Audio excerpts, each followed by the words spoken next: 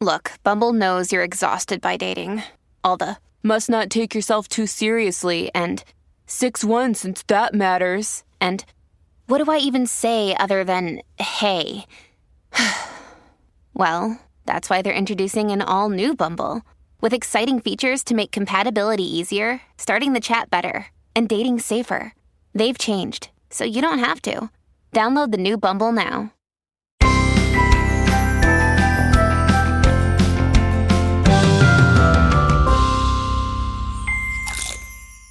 Hello and welcome to Bytes of Health, where we hope to take a bite out of your parent worries each day with sound advice and guidance. Every morning, we'll answer a commonly asked pediatric question in 5 minutes or less. I'm Dr. Jess Steyer, a public health scientist, and for this episode, I am solo. Today, we are going to talk about chores. The clock is ticking, so let's get to it. So, when is a good age to start getting kids involved in chores? You can start involving children in simple chores as early as 2 or 3 years old. I know that sounds young, but at this age, chores might look like picking up toys, putting books back on shelves, or helping to feed pets. It's a win-win situation as many kids at this age actually love to love to feel helpful and purposeful while parents get a little extra assistance.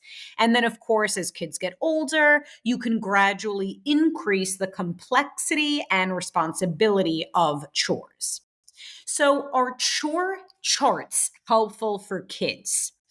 I like to use a chore chart. I find that they could be very effective, especially for younger children. Visual reminders of responsibilities can help kids stay on track and feel a sense of accomplishment when they complete a task.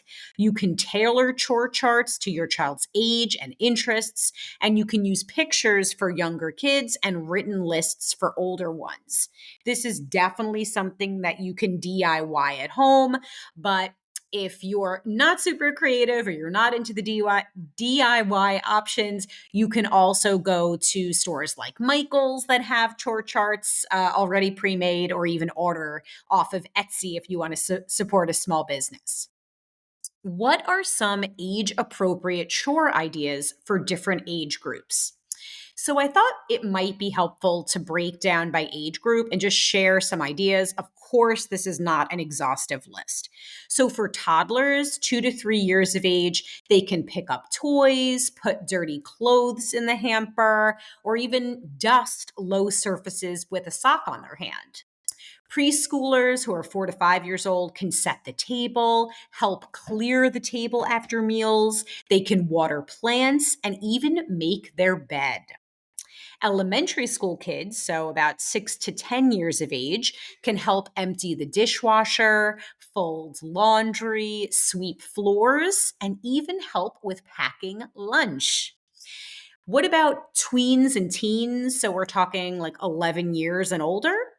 At that point, they can do more advanced things like mow the lawn, help with laundry, actually doing the laundry, cooking simple meals, and even washing the car.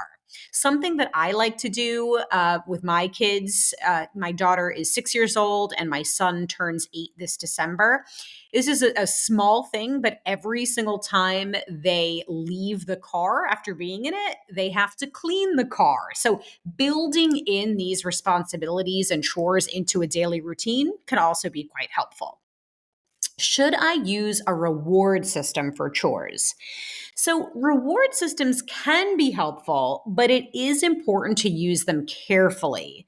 You want to focus on rewarding effort and responsibility rather than just completing a chore.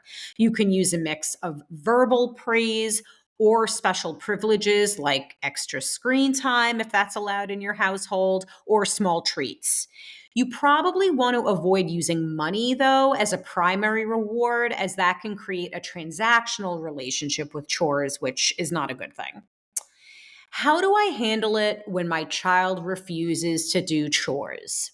So, for sure, you want to stay calm and consistent. Remind them of the expectations and consequences of not following through.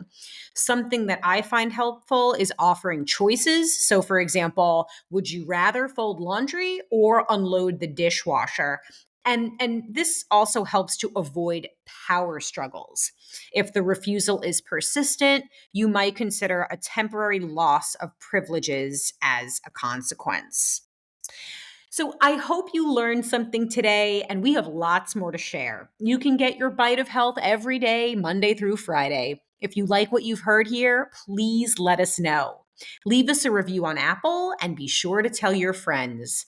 Remember, there is no single or best way to parent. Parenting is a journey, and we are all just doing our very best.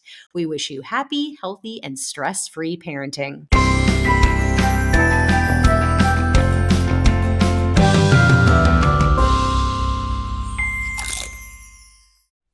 If you like this podcast, can we recommend another one? It's called Big Picture Science. You can hear it wherever you get your podcasts, and its name tells part of the story.